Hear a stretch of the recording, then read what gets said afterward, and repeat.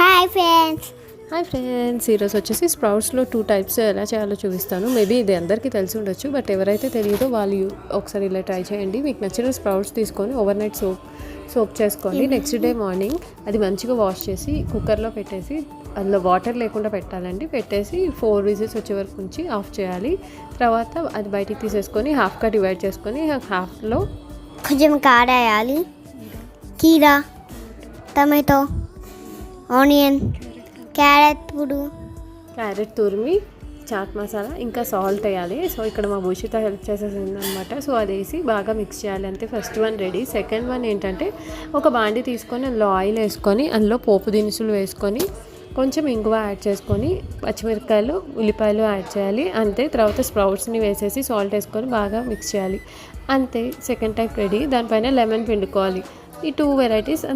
మీకు నచ్చిన వెరైటీ ఏదో